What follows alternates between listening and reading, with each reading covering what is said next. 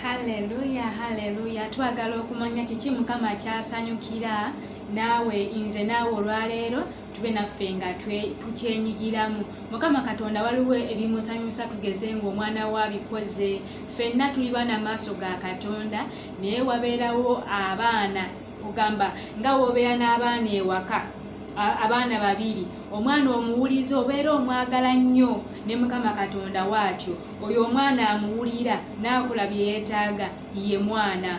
Oba kitegeera tho ffenna tuli baana naye byanjawulo.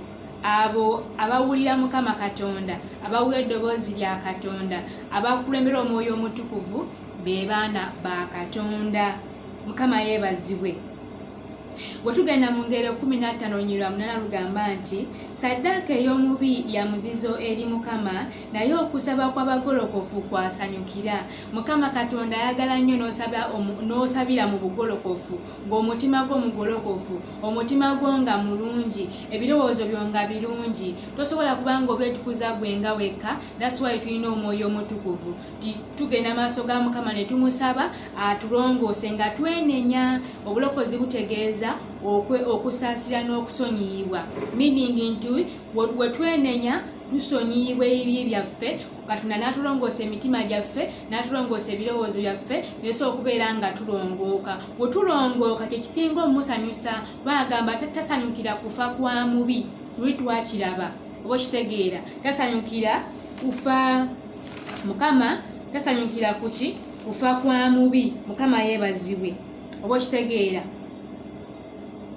agamba mu Ezekiel 18:21 agamba nti naye omubi bw'akyuka okuleka ebibi bye byonna bye yakola n'akwata amateeka gange gonna n'akola ebyalagirwa eby'ensonga, talirema kuba mulamu, talifa. Meaning gwe Mukama Katonda gwasanyukira kasita okola kyakugambye n'osanyukira n'osabira n'osaba ng'omutima gwo gugolokose, mmanya nga gulongoose, kugamba n'akutukuza.